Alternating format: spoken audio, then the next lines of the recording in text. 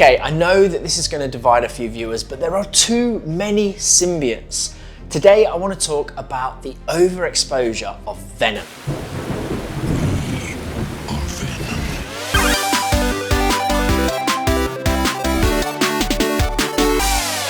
In the 90s, there was a little bit of a rumour going around that Venom was overexposed. He appeared frequently in Spider-Man comics, and he had numerous mini-series. Now, this constant presence made it challenging to keep his character fresh and exciting, and some would argue that Eddie Brock as Venom wasn't a particularly dynamic character at the time.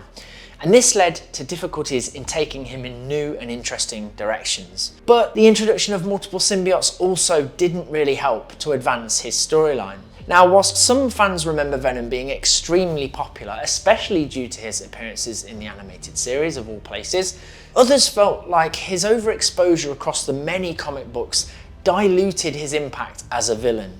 Venom's introduction to the Marvel Universe was nothing short of groundbreaking. The character first appeared as an alien symbiote in The Amazing Spider-Man 252. That was way back in 1984. Now, the black suit was unlike anything that we'd seen before. It was an alien organism that could mimic clothing, enhance Peter's powers, and even had a mind of its own. Now, this mysterious nature added a layer of intrigue and danger as Peter struggled to understand and control it. Realising the suit's evil intentions, Peter used the power of church bells to sever their bond. This rejection set the stage for the symbiote to find a new host in Eddie Brock, a journalist with a deep-seated grudge against both Spider-Man and Peter Parker. This personal vendetta made Venom a uniquely terrifying villain, as he knew Peter's secret identity and he had a personal score to settle. Venom's early appearances were marked by his terrifying presence. He was a dark mirror to Spider-Man, possessing similar powers but driven by hatred and vengeance. Venom's initial confrontations with Spider-Man were intense and chilling, establishing him very quickly as one of Spider-Man's most dangerous adversaries. And over the next 4 years, right up until 1992, Venom appeared in a total of 14 issues across the two main Spider-Man titles. He cemented himself as a legit and at times seemingly unstoppable threat.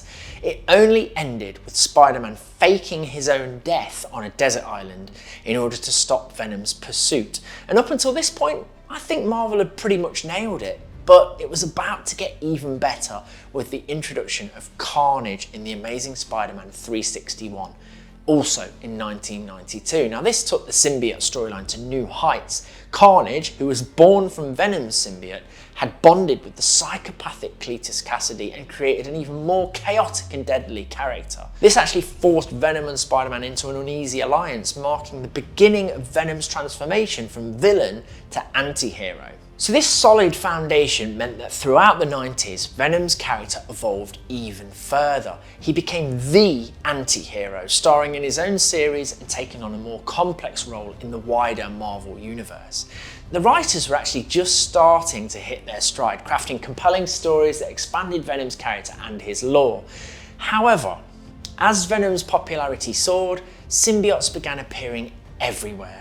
The symbiote's unique appeal led to numerous spin-offs, new hosts, from members of the Avengers to entirely new characters.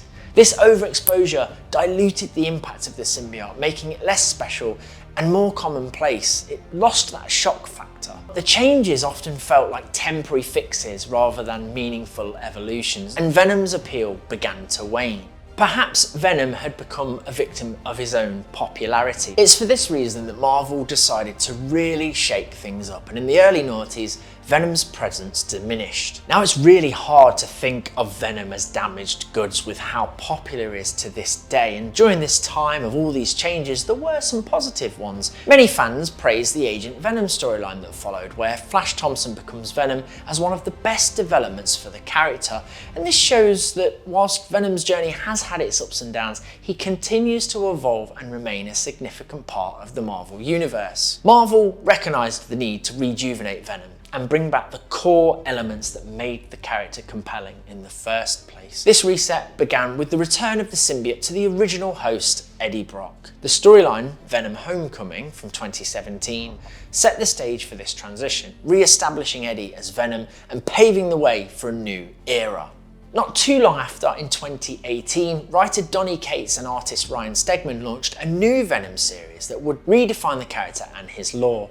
This series delved deep into the origins of the symbiotes, introducing Null, the god of the symbiotes, and revealing the cosmic horror behind their creation.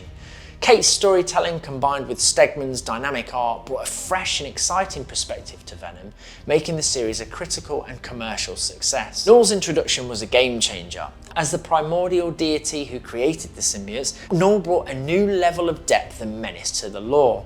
His backstory, as detailed in the Venom series and the King in Black event, explained the symbiotes' origins and their connections to the greater Marvel universe. It saw Null invade Earth with his symbiote army, leading to a massive battle involving many of Marvel's heroes. The event concluded with Eddie defeating Null and becoming the new King in Black, the ruler of the symbiotes. Under Cates' guidance, Venom evolved from a character perceived as overexposed to one of Marvel's most compelling anti-heroes.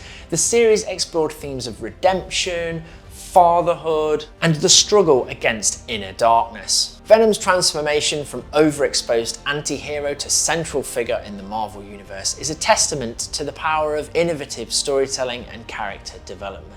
And whilst all of this was going on away from the comics, Venom's popularity was about to hit new heights with his cinematic debut. Venom's leap to the big screen began with the 2018 film Venom, starring Tom Hardy as Eddie Brock. Despite mixed critical reviews, the movie was a box office success, grossing over $850 million worldwide. This financial triumph demonstrated that the character's enduring popularity was right there for everyone to see, and it opened the door for more symbiote-centric stories in both the films and the comics. The success of the Venom movie had a noticeable impact on Marvel Comics. The character's visibility in mainstream media led to a surge in comic book sales as new and returning fans sought out Venom's stories. However, with this resurgence comes the risk of repeating past mistakes. There is a delicate balance between maintaining interest and saturating the market.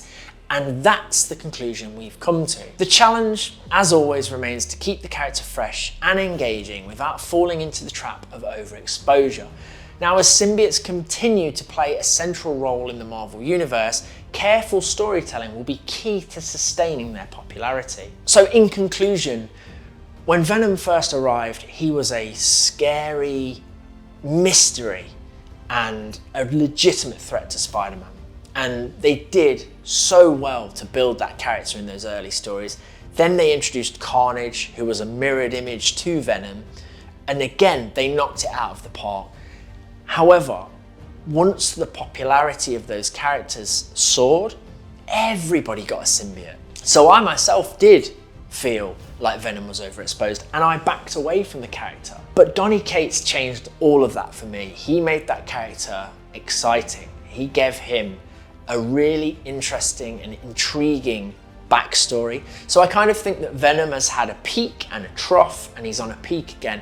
And I just hope that they don't mess it up again. This kind of behavior, launching another Venom series, the all-new Venom, is the kind of behavior that puts me off and makes me think like less is more and quality over quantity. But you could say that about any Marvel hero, especially the ones that are popular. So yeah, what do you think? Do you think that Venom was damaged goods in the early noughties? Do you think he was oversaturated and overutilized? Let us know in the comments below. Please don't forget to subscribe and like and click the bell so that you never miss a video, and we'll see you for the next one.